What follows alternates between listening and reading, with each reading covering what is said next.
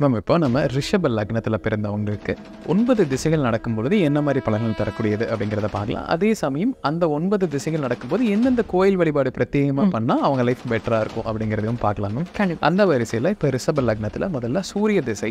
ரிஷப லக்னத்தில் பிறந்த ஜாதகங்களுக்கு சூரியன் ஒரு நியூட்ரல் பிளானட். அவர் யோகரும் கிடையாது, அவயோகரும் கிடையாது. அப்போ இருக்கிற இடத்துக்கு தகுந்த மாதிரியான பலனை தரப்போறாரு.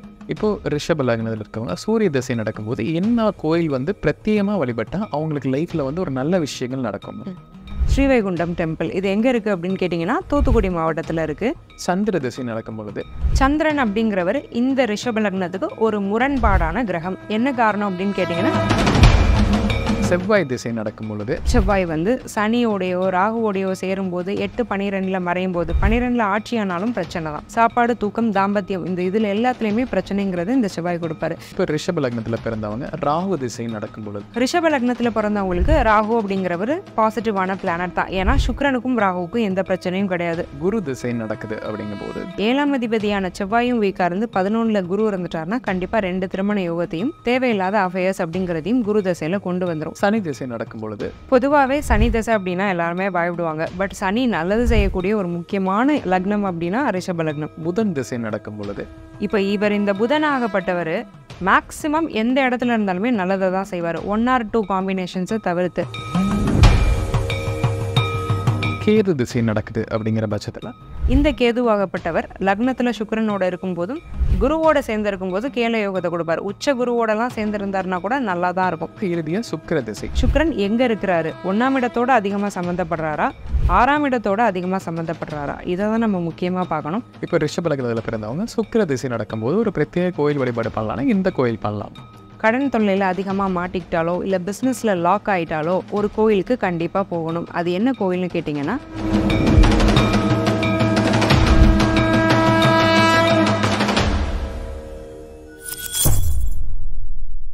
பக்தி பிளஸ் நேரில் அனைவருக்கும் வணக்கம். இன்று நம்மோடு இணைந்திருக்கிற ஆஸ்ட்ரோ முத்துக்குமாரி மேம் அவர்கள். வணக்கம் மேம். வணக்கம் சார். மேம் இப்போ நம்ம ரிஷப லக்னத்தில் பிறந்தவங்களுக்கு 9 திசைகள் நடக்கும் பொழுது என்ன மாதிரி பலன்கள் தரக்கூடியது அப்படிங்கிறத பார்க்கலாம். அதே சமயம் அந்த 9 திசைகள் நடக்கும்போது எந்தெந்த கோயில் வழிபாடு பிரத்யேகமாக பண்ணால் அவங்க லைஃப் பெட்டராக இருக்கும் அப்படிங்கிறதையும் பார்க்கலாம் மேம். அந்த வரிசையில் இப்போ ரிஷப லக்னத்தில் முதல்ல சூரிய திசை. அந்த சூரிய திசை நடக்கும்போது அவங்க லைஃப் எப்படி இருக்கும், சூரியன் எந்த இடத்துல இருந்தால் நல்லது செய்வார், அது எந்த இடத்துல இருந்தால் கொஞ்சம் கெட்ட விஷயங்கள்லாம் செய்வார் அப்படிங்கிறத பற்றி சொல்லுங்க. ஃபர்ஸ்ட் ஆஃப் ஆல் ரிஷப லக்னம் அப்படிங்கிறது சுக்கிரனுடைய லக்னம். இதுக்கு சூரியன் ஆகப்பட்டவர் 4ஆம் அதிபதி. ஒரே ஒரு ஆதிபத்தியம் தான் சூரியனுக்கும் சந்திரனுக்கும் உண்டு. இந்த சூரியன் இந்த சுக்கிரனுக்கு ஆகாத கிரகம்தான். ஆனாலும் 4ஆம் இடம் அப்படிங்கிறது இந்த லக்னத்துக்கு கெட்ட ஸ்தானம் கிடையாது. அப்போ இந்த சூரியன் இந்த ஜாதகத்துக்கு நியூட்ரல் பிளானட்டாக தான் செயல்பட போறாரு. ரிஷப லக்னத்தில் பிறந்த ஜாதகங்களுக்கு சூரியன் ஒரு நியூட்ரல் பிளானட். அவர் யோகரும் கிடையாது, அவயோகரும் கிடையாது. அப்போ இருக்கிற இடத்துக்கு தகுந்த மாதிரியான பலனை தரப்போறாரு. சூரியன் 4லே இருக்கிறது ரொம்ப நல்லது. நல்ல விஷயம், நல்ல மனசு இருக்கும், உறுதியான மனசு இருக்கும். நல்ல மனசுங்கிறத விட ரொம்ப தைரியம், வில் பவர், தன்னம்பிக்கையெல்லாம் ரொம்ப ஜாஸ்தியாக இருக்கும். என்ன சுச்சுவேஷன் வேணாலும் வரட்டும், வாடா சமாளிச்சிடலாங்கிற ஒரு எண்ணம் இருக்கும். கவர்மெண்ட் ஜாப்ல நிறைய ஈடுபாடு இருக்கும். பொலிட்டிக்கல் இன்ட்ரெஸ்ட் அப்படிங்கிறதையும் இந்த சூரியன் நிறையவே கொடுப்பாரு. பொதுவாக குருங்கிறவர் சூரியனுக்கு நட்பு கிரகம் தான். ஆனாலும் ரிஷப லக்னத்தில் பிறந்தவங்களுக்கு சூரியன் 9ஆம் இடத்துல இருக்கிறது அப்படிங்கிறது நல்லது கிடையாது. ஏன்னா தன்னுடைய ஸ்தானத்துக்கு 6ல் மறைவார். அதே மாதிரி 11ல் இருக்கும்போது தன்னுடைய ஸ்தானத்துக்கு 8ல் மறைவார். அப்போது எந்த கிரகம் தன்னுடைய ஸ்தானத்துக்கு 6, 8ல் மறையுதோ 12லேயும் மறையக்கூடாது. அப்போ 3லேயும் இருக்கக்கூடாது சூரியன். இந்த 3 இடங்கள்ல இருக்கும்போது இந்த 4ஆம் இடத்துக்கான பலனை இந்த சூரியன் கொடுக்க தவறுவார். அதாவது மன ரீதியான ஒரு தடுமாற்றம், குழப்பம், அந்த மாதிரியான விஷயங்கள் வரும். சனியோட சேர்ந்துருக்கும் போது ஒரு லோ செல்ஃப் எஸ்டீம் அப்படிங்கிறத கண்டிப்பாக கொடுப்பார். அடுத்தவங்களே தப்பாக தான் நினைப்பாங்க. அவங்க சாதாரணமாக செஞ்சாலும் இவங்க தப்பாக நினைப்பாங்க. இந்த மாதிரியான ஒரு அமைப்பை இந்த சூரியன்கிறது ஒரு அவயோகமான ஸ்தானத்தில் உட்காரும்போது கண்டிப்பாக கொடுப்பார் அவருடைய திசையில். ஓகே. இப்போது ரிஷப லக்னத்தில் இருக்கவங்க சூரிய திசை நடக்கும்போது என்ன கோயில் பிரத்யேகமாக வழிபட்டால் அவங்களுக்கு லைஃப்பில் ஒரு நல்ல விஷயங்கள் நடக்கும்? ரிஷப லக்னத்தில் பிறந்தவங்களுக்கு இந்த சூரிய திசை பர்டிகுலராக பாசிட்டிவாக இருக்கணும், என் மனசு நிம்மதியாக இருக்கணும், ரிலாக்ஸாக இருக்கணும். என்னதான் இந்த சூரியன் கெட்டதாக இருந்தாலும் கெட்ட இடத்துல இருந்தாலும் இதை நான் பாசிட்டிவாக மாற்றிக்கணும் அப்படின்னா நான் ஒரு கோயிலுக்கு போகணும். எந்த கோவில்? ஸ்ரீவைகுண்டம் டெம்பிள். இது எங்கே இருக்குது அப்படின்னு கேட்டிங்கன்னா தூத்துக்குடி மாவட்டத்தில் இருக்குது. இது நவ திருப்பதி கோயில்களில் ஒன்று. அதாவது 9 பெருமாள் ஸ்தலங்கள் இருக்குது ஒவ்வொரு கிரகத்துக்கும். அதில் இது சூரியனுக்கான ஒரு கோவில். இந்த கோவிலுக்கு போகும்போது சூரியன் சம்பந்தப்பட்ட பாதகங்கள் சூரிய தசையில் இந்த ரிஷப லக்னத்துக்கு ஏற்படும் போது இது கண்டிப்பாக சார்ட் அவுட் ஆகி ரொம்பவே நல்லா இருக்கிறாங்க. ஓகே. இப்போ ரிஷப லக்னத்தில் பிறந்தவங்களுக்கு சந்திர திசை நடக்கும் பொழுது அவங்க லைஃப் எந்த மாதிரி இருக்கும், சந்திரன் எந்த இடத்துல இருந்தால் ஒரு நல்ல விஷயங்கள் கொடுப்பாரு, இது எந்த இடங்கள்ல இருந்தால் கொஞ்சம் அசுபமான விஷயங்கள் எல்லாம் தருவாரு மேம்? சந்திரன் அப்படிங்கிறவர் இந்த ரிஷப லக்னத்துக்கு ஒரு முரண்பாடான கிரகம். என்ன காரணம் அப்படின்னு கேட்டிங்கன்னா, கெட்டவர். பேசிக்காக சந்திரன் கெட்டவர். ரிஷபத்தை கெடுக்க உருவாக்கப்பட்ட ஒரு கிரகம், உருவெடுக்கப்பட்ட ஒரு கிரகம் அப்படிங்கிறவர் சந்திரன். ஏன்னா ரிஷபம் அப்படிங்கிறது ஸ்திர லக்னம், 3ஆம் அதிபதி சந்திரன், பாதகாதிபதி. அப்போ இந்த சந்திரன் எதை கெடுப்பாருன்னு நீங்கள் கேட்டிங்கன்னா எல்லாத்தையுமே கெடுப்பார். எதுலேயுமே ஒரு தடை தாமதத்தை கொடுக்கக்கூடிய கிரகம் தான் இந்த சந்திரன். இந்த சந்திர தசையிலையும் தொழில் செஞ்சு முன்னேறினவங்க, வாழ்க்கையில் ஜெயிச்சவங்கலாம் நிறைய பேர் இருக்காங்க ரிஷப லக்னத்தில் பிறந்துட்டு. அது என்ன மாதிரியான காம்பினேஷனாக அப்போ இருந்திருக்கும்? பாதகம் செய்ய வேண்டிய 3ஆம் இடத்துல இருந்து சந்திரன் மறைஞ்சிட்டாருன்னா யோகத்தை செஞ்சிருவார். அப்போது 8லேயோ 10லேயோ சந்திரன் இருக்கிறாரு அப்படின்னா கண்டிப்பாக பொழைச்சிப்பாங்க. சந்திர தசை ரொம்பவே பாசிட்டிவாக இருக்கும். ஆனால் இந்த சந்திரன் பௌர்ணமி சந்திரனாவோ குரு சேர்க்கையிலையோ குரு பார்வையிலையோ கண்டிப்பாக இருக்கக்கூடாது.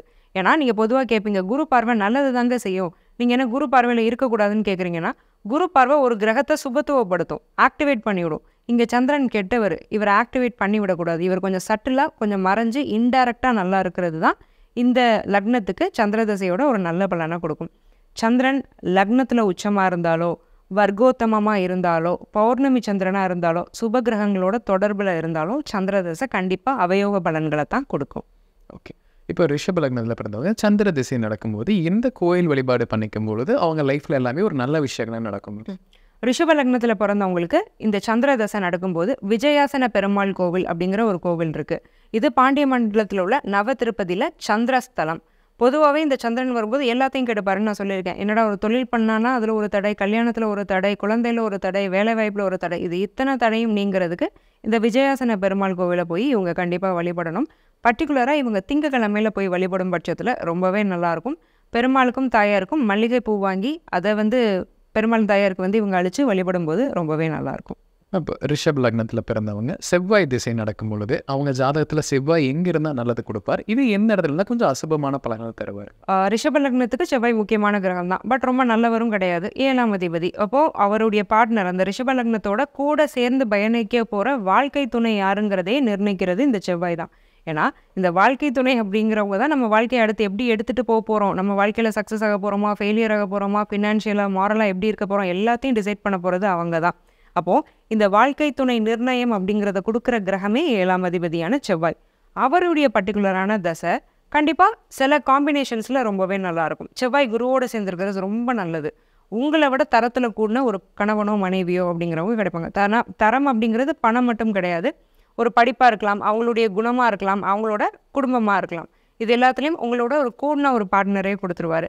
இதே செவ்வாய் சனியோடையோ ராகுவோடையோ சேரும்போது 8-12 மறையும் போது 12 ஆட்சியானாலும் பிரச்சனை தான். சாப்பாடு, தூக்கம், தாம்பத்தியம், இந்த இதில் எல்லாத்துலேயுமே பிரச்சனைங்கிறது இந்த செவ்வாய் கொடுப்பாரு. இந்த காம்பினேஷனில் இருக்கும்போது வாழ்க்கை துணையோட முரண்படக்கூடிய ஒரு சூழ்நிலை, பிஸ்னஸ் பார்ட்னர்ஸோட பிரச்சனை, அசுப செலவுகள், இதெல்லாம் இந்த செவ்வாய் கொடுப்பாரு. ஓகே. இப்போ ரிஷப் லக்னத்தில் இருக்கவங்க செவ்வாய் திசை நடக்கும் பொழுது அவங்களுக்கான பிரத்யேக கோயில் வழிபாடுனா நீங்கள் எந்த கோயில் சொல்லுவீங்க? ரிஷப லக்னத்தில் பிறந்துட்டு செவ்வாய் தசையில் இருக்கக்கூடியவங்க அவங்களுக்கு திருமண வாழ்க்கையில் ஒரு பிரச்சனையோ, இல்லை திருமணம் தடை தாமதமாகுதோ, இல்லை ஒரு திருமணம் முறிஞ்சு மறுமணத்துக்கு வெயிட் பண்ணிட்டு இருக்காங்கனாலோ, புத்திர பாக்கியத்தில் பிரச்சனை அப்படின்னாலோ வர வேண்டிய ஒரே ஒரு கோவில் திருக்கோளூர் வைத்த மாநிதி பெருமாள் கோவில். இது என்ன கோவில் அப்படின்னு கேட்டிங்கன்னா, பாண்டிய மண்டலத்தில் உள்ள நவ திருப்பதிகளில் ஒன்று, தூத்துக்குடி மாவட்டத்தில் இருக்கக்கூடிய கோவில். இந்த கோவிலுக்கு வழிபடும் போது இங்கே இருக்க செவ்வாயுடைய ஆகர்ஷணத்தினாலையும் செவ்வாயுடைய கதிர்வீச்சினாலையும் அவங்க வாழ்க்கையில் இந்த செவ்வாய் திசையில் வரக்கூடிய பிரச்சனைகள் மாதிரி ரொம்பவே பாசிட்டிவாக இருக்கிறாங்க. ஓகே. இப்போ ரிஷப லக்னத்தில் பிறந்தவங்க ராகு திசை நடக்கும் பொழுது அவங்க லைஃப் எப்படி இருக்கும், அதே அந்த ராகு திசை எந்த இடத்துல இருந்தால் நல்லதாக இருப்பார், எந்த இடங்கள்ல இருந்தால் கொஞ்சம் அசுபமான பலன்களை தரக்கான வாய்ப்பு இருக்கணும்? ரிஷப லக்னத்தில் பிறந்தவங்களுக்கு ராகு அப்படிங்கிறவர் பாசிட்டிவான பிளானட் தான். ஏன்னா சுக்கிரனுக்கும் ராகுவுக்கும் எந்த பிரச்சனையும் கிடையாது. ராகு சூரிய லக்னத்தையோ மேஷ லக்னத்தையோ கெடுக்கிற மாதிரி ரிஷபத்தை கெடுக்க மாட்டார். ஓரளவுக்கு ஒரு சகஜமான ஒரு சுக்கிர அணியில் உள்ள ஒரு பிளானட் தான் ராகு. இந்த ராகுவுடைய பிளேஸ்மெண்ட் அப்படிங்கிறது 2ஆம் இடத்துலையும் 8ஆம் இடத்துலையும் இல்லாமல் இருந்தாலே இந்த ராகு தசை பாசிட்டிவாக இருக்கும். வேறு எந்த இடத்துல இருந்தாலும் பரவாயில்ல, ஈவன் சனி வீட்டில் இருந்தால் கூட பரவாயில்ல, சனியுடைய சேர்க்கை மட்டும் இல்லாமல் இருந்தாலே இந்த ராகு தசை அப்படிங்கிறது ரொம்ப நல்லாவே தான் இருக்கும். சரி, இந்த ராகு அப்படி இந்த ரிஷப லக்னத்துக்கு என்ன விஷயத்தை கொடுத்துருவாரு அப்படின்னு நீங்கள் கேட்டிங்கன்னா, ஏற்கனவே ரிஷபம் is very good at money making, பணம் சம்பாதிக்கிறதுல ரிஷபம் ரொம்ப கெட்டிக்காரங்க. ராகு என்ன பண்ணுவார்னா, யாருமே யோசிக்காத வழியிலலாம் யோசித்து இறங்கி அதில் பணம் சேர்க்க ஆரம்பிச்சிருவாங்க. ஒரு ஸ்வீட் ஸ்டாலோ ஏதோ வச்சுருக்குறாங்க, அதில் வர பிளாஸ்டிக் பேப்பர் கூட தூர போட மாட்டாங்க, எடுத்து விற்று அதை ஒரு பணமாக மாற்றிடுவாங்க. ஸோ பார்க்குறதெல்லாம் பணமாக மாற்றக்கூடிய ஒரு டெண்டன்சியை ராகு யோகரார்ந்த தசை நடத்தும்போது நிச்சயமாக கொடுத்துருவார். ஓகே. இப்போ ரிஷப லக்னம் இருக்கவங்க ராகு தசை நடக்கும்போது பிரத்யேக கோயில் வழிபாடு பண்ணனா அவங்க லைஃப் பெட்டர் ஆகும் அப்படின்னா என்ன கோயில் வழிபாடு பண்ணலாம்? பாண்டிய மண்டலத்தில் உள்ள நவ திருப்பதி ஸ்தலமான ரெட்டை திருப்பதிங்கிற கோவில் இருக்குது. இதுதான் ராகுவுக்கும் பின்னாடி நீங்கள் கேட்க போகிற கேதுவுக்குமே நான் இதை தான் சொல்ல போகிறேன். ரெட்டை திருப்பதியில் தேவபிரான் கோவில்னு இருக்குது. 2 கோவிலும் மேலே கீழே இருக்கும். இந்த தேவபிரான் கோவிலுக்கு போகிறவங்க கண்டிப்பாக இந்த ராகு தசையில் நிறைய பாசிட்டிவான விஷயங்களை வந்து அடையிறாங்க. என்ன காரணம்னா ராகுவால் வரக்கூடிய அன்எக்ஸ்பெக்டட் லாஸ் அதெல்லாமே இந்த கோவில் வந்து காம்பன்சேட் பண்ணுது. ஸோ ராகு தசை நடக்கும்போது ரிஷப லக்னத்தில் பிறந்தவங்க இந்த ரெட்டை திருப்பதி கோவிலுக்கு, தூத்துக்குடி மாவட்டத்தில் உள்ள இந்த கோவிலுக்கு போயிட்டு வரும்போது ரொம்பவே நல்லா இருக்கிறாங்க. ஓகே. இப்போ ரிஷப லக்னத்தில் பிறந்தவங்க குரு திசை நடக்குது அப்படிங்கும்போது குரு அவங்களோட ஜாதகத்தில் எங்கே இருந்தால் பெட்டராக இருக்கும்? இது எந்த இடங்கள்ல இருந்தால் கொஞ்சம் அசுபமான பலன்கள் தரக்கான வாய்ப்புகள் இருக்குது மேம்? ரிஷப லக்னத்துக்கு குரு அப்படிங்கிறவர் கெட்டவர். ஏன்னா சுக்கிரனுக்கும் குருவுக்கும் ஜென்ரலாகவே ஒத்து போகாது. 8ஆம் அதிபதி 11ஆம் அதிபதி. இப்போ இந்த குரு வந்து எந்த இடத்துல இருக்கக்கூடாதுன்னு நீங்கள் கேட்டிங்கன்னா 8ல் கூட இருக்கலாம், 8ல் இருந்து கூட தசை நடத்தலாம், ஆனால் 11ல் இருக்கவே கூடாது. என்ன காரணம் அப்படின்னா 7ஆம் அதிபதியான செவ்வாயும் வீக்காக இருந்து 11ல் குரு இருந்துட்டாருன்னா கண்டிப்பாக 2 திருமண யோகத்தையும் தேவையில்லாத அஃபேர்ஸ் அப்படிங்கிறதையும் குரு தசையில் கொண்டு வந்துடும். இவங்களே இன்வால்வ் ஆகலைனாலும் இவங்களை தேடி பெண்களாலோ இல்லை இவங்க பெண்ணாக இருந்தால் இன்னொரு ஆணாலேயோ பிரச்சனை வர்றதுக்கு கண்டிப்பாக இந்த குரு தசையில் வாய்ப்பு இருக்குது. ஏன்னா கௌரவம் அப்படிங்கிறத ஜென்ரலாக குறிக்கக்கூடிய கிரகம் குரு. அவர் இந்த பாதகஸ்தானத்தில் இருக்கும்போது ஒரு டிக்னிட்டி ப்ராப்ளம், அதாவது ஒரு கௌரவ குறைச்சலை கொடுக்கக்கூடிய ஒரு பிரச்சனையை 8லேயோ 11லையோ முக்கியமாக 11ல் இருக்கும்போது கண்டிப்பாக கொடுக்குறாரு. ஸோ இது தவிர்த்து குரு 6ஆம் இடத்துல கண்டிப்பாக இருக்கக்கூடாது. ஏன்னா 6ங்கிறது ருணரோக சத்ருஸ்தானம், கடன் நோய் எதிரியை கொடுக்கக்கூடிய அமைப்பு. இது தவிர்த்து குரு மித்த இடங்கள்ல இருந்தால் பரவாயில்ல. குரு ஆனால் சுக்கிரனோட சேர்ந்து லக்னத்தில் இருக்கிறது பாதகம்தான். ஸோ மேக்ஸிமம் குரு வந்து இந்த 2-3 இடங்களில் இல்லாமல் இருந்தாலே ஓரளவுக்கு இந்த தசை வந்து நல்லா போயிடும். ஓகே. இப்போ ரிஷப லக்னத்தில் குரு திசை நடக்கிறவங்களுக்கு ஒரு கோயில் வழிபாடு நீங்கள் சொல்லணும் அப்படின்னா எந்த கோயில் வழிபாடு சொல்லலாம்? ரிஷப லக்னத்தில் பிறந்து குரு தசை நடக்கிறவங்களுக்கு கண்டிப்பாக இந்த கோவில் வழிபாடுங்கிறது ரொம்ப முக்கியம். ஏன்னா குருங்கிறவர் வந்து நல்ல கிரகம் கிடையாது ஆப்வியஸாக. அப்போ கண்டிப்பாக இந்த கோவிலுக்கு வந்து நீங்கள் விசிட் பண்ணிக்கிறது நல்லது. பாண்டிய மண்டலத்தில் உள்ள நவ திருப்பதி கோவிலான ஆழ்வாள் திருநகரி அப்படிங்கிற இடத்துல அமைஞ்சிருக்கக்கூடிய ஆதிநாதர் கோவில். இது பேசிக்காக ஒரு பெருமாள் கோவில். இதில் உள்ள பெருமாள் அப்படிங்கிறவர் சுயம்பு. இந்த கோயிலுக்கு போய் வழிபடும் போது கண்டிப்பாக இந்த பர்டிகுலர் குருவால் வரக்கூடிய பிரச்சனைகள் அப்படிங்கிறது தீருது. இந்த ஆழ்வார் திருநகரி கோவில் அப்படிங்கிறது எங்கே இருக்குன்னு கேட்டிங்கன்னா தூத்துக்குடியிலேருந்து திருச்செந்தூர் போகிற வழியில் இருக்குது. ரிஷப லக்னத்தில் பிறந்தவங்களுக்கு சனி திசை நடக்கும் பொழுது அவங்களோட ஜாதகத்தில் சனி எந்த இடத்துல இருந்தால் ஒரு சாதகமாக இருக்கும், இதே எந்த இடத்துல இருந்தால் சனி பகவானது ஒரு பாதகமான பலன் தரக்கான வாய்ப்புகள் இருக்குது? பொதுவாகவே சனி தசை அப்படின்னா எல்லாருமே பயப்படுவாங்க. பட் சனி நல்லது செய்யக்கூடிய ஒரு முக்கியமான லக்னம் அப்படின்னா ரிஷப லக்னம். பாக்கியாதிபதி அட் த சேம் டைம் பாதகாதிபதியுமே அவர் தான் வருவார். பட் இந்த ரிஷப லக்னக்காரங்களுக்கான நல்ல விஷயங்களான வாழ்க்கையில் ஒவ்வொரு கட்டத்துக்கும் போகிறது, ஒரு குழந்தை, ஒரு டீனேஜர் ஆகிறது, அவர் ஒரு ஃபேமிலி மேன் ஆகிறது, ஒரு அப்பாவாகிறது, இந்த மாதிரி ஒவ்வொரு ஸ்டேஜுக்கும் இந்த ரிஷப லக்னத்தை கேரி ஃபார்வர்ட் பண்ணிட்டு போகக்கூடிய ஒரே கிரகம் சனி. அப்போ இந்த சனி தசை அப்படிங்கிறது ரொம்ப முக்கியம். இந்த சனி எந்தெந்த இடத்துல இருந்தாலும் நல்லது செய்வார். லக்னத்தில் இருந்தால் சூப்பர், லக்னத்தில் லக்னாதிபதியோடு சேர்ந்துருந்தால் இன்னும் சூப்பர். அதாவது 1ஆம் இடத்தை பற்றி பேசிகிட்டு இருக்கேன். 5ஆம் இடம் நல்லாயிருக்கும் கண்டிப்பாக. புதனுடைய வீடு, தனக்கு ரொம்ப பிடிச்ச புதன். இன்னொன்று அதுக்கு பக்கத்தில் இருக்கிற துலாமுக்கு உச்ச வீடு.